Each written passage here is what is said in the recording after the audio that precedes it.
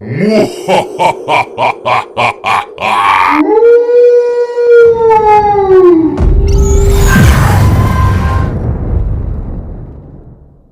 समय की बात है।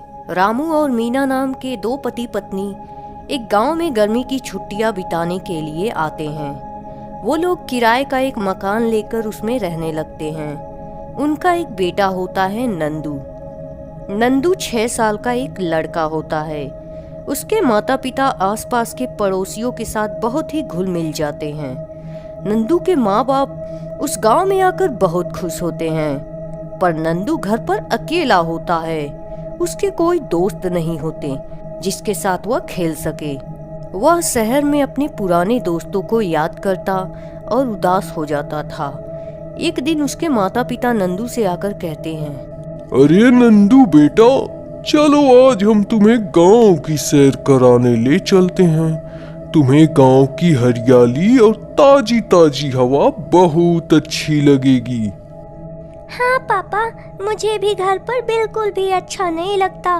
मेरे कोई भी दोस्त यहाँ नहीं है। अरे बेटा, इसीलिए तो हम तुम्हें आज बाहर घुमाने ले जा रहे हैं। मुझे पता है मेरे बेटे को अपने दोस्तों की बहुत याद आ रही है। हमारे साथ घूमने चलोगे तो तुम्हें भी अच्छा लगेगा। तीनों तैयार होकर गांव घूमने निकल जाते हैं। वो पास के ही एक घर से गुजर रहे थे, तभी उन्हें फूलों का एक बड़ा सा बगीचा दिखाई देता है, जिसमें रंग बिरंगे ढेर सारे सुंदर सुंदर फूल खिले होते हैं। बगीचा देखने में काफी सुंदर होता है।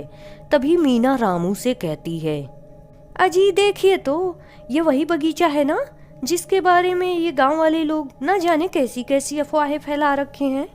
उन लोगों का कहना है कि यहाँ एक चुड़ैल की आत्मा भटकती रहती है और ये एक भूतिया बगीचा है, इसलिए कोई भी यहाँ आता जाता नहीं है।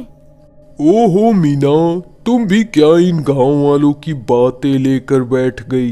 ये गांव वाले अंधविश्वासी होते हैं। भूत प्रेत जैसा कुछ नहीं होता। अगर तुम चाहो तो हम आज उस बगीचे में चलकर घूम आते हैं। वैसे भी ये कितना बड़ा और सुंदर बगीचा है। रामू की बात सुनकर उसका बेटा नंदू भी बोल पड़ता है, हाँ माँ, मुझे इस बगीचे के अंदर जाना है और ढेर सारी फूल चुनकर अपने घर ले जाऊंगा। उन दोनों की बात सुनकर मीना रामू से कहती है, आप कैसी बातें करते हो जी? आपने सुना नहीं गांव वालों ने क्या कहा था? भूलकर भी इस बगीचे में मत जाना। वैसे तो मैं भूत प्रेत में विश्वास तो नहीं करती, पर ये बगीचा कई सालों से बंद पड़ा है। कोई खतरनाक जानवर या सांप बिच्छू हुए तो? नहीं, मैं अपने बच्चे को इस अनजान जगह पर नहीं ले जा सकती। अरे हाँ मीना, तुम ठीक कहती हो। यहाँ सांप बिच्छू तो जरूर ही होंगे। दोनों नंदू को उस बगीचे में ले जाने से मना कर देते हैं और नंदू उदास होकर घर लौट आता है। ये मम्मी पापा ने तो मुझे उस बगीचे में जाने नहीं दिया। वहाँ कितने सुंदर सुंदर फूल खिले हुए थे। नहीं, मैं उस बगीचे में जाऊंगा। एक दिन मीना किसी काम में व्यस्त होती है और नंदू अपनी माँ से कहता है, अरे माँ, मैं बाहर घूमने जा रहा हूँ। ठीक है बेटा, पर ज्यादा दूर मत जाना और जल्दी घर लौट आना। नंदू बाहर चला जाता है और शाम होने तक घर वापस नहीं लौटता। इधर उसके माता पिता बहुत परेशान हो जाते हैं। मीना, तुम ऐसा कैसे कर सकती हो? तुमने नंदू को अकेले घर से बाहर कैसे जाने दिया? हम दोनों की कितनी मिन्नतें करने के बाद भगवान ने उस अनाथ बच्चे को हमारी झोली में डाला था। अगर उसे कुछ भी हुआ तो मैं तो तुम्हें कभी नहीं माफ करूंगा। आप ऐसा न कहो जी, कुछ नहीं होगा उसे। वो हमारा बेटा है। हाँ, मेरी ही गलती है। मुझे उसे बाहर नहीं जाने देना चाहिए था। दोनों पति पत्नी नंदू को गांव में ढूंढने लगे। तभी एक बिमला नाम की औरत आकर रामू और मीना से कहती है, अरे भाई साहब, मैंने आपके बेटे को उस भूतिया बगीचे में जाते देखा है। बिमला की बात सुनकर दोनों पति पत्नी उस भूतिया बगीचे की ओर चल देते हैं।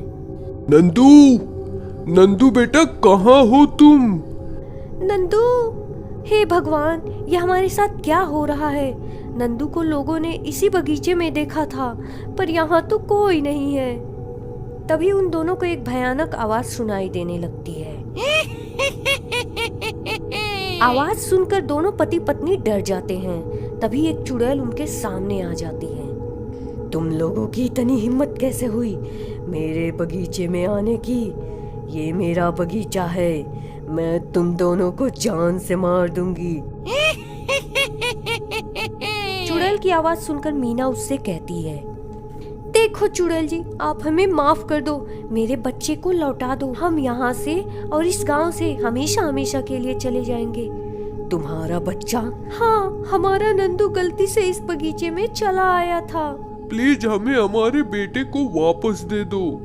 तुम लोग अपनी जान बचाना चाहते हो तो इसी वक्त यहाँ से चले जाओ, क्योंकि मैं तुम्हारी बेटी को वापस बिल्कुल भी नहीं दूंगी। देखो प्लीज हमारे नंदू को हमें वापस दे दो। हाँ, तुम चाहो तो मेरी जान ले लो, पर मेरे बेटे को हमें वापस दे दो। मीना की बात सुनकर चुड़ैल को उस पर दया आ जाती है और वो उसे नंदू को वापस कर देती है।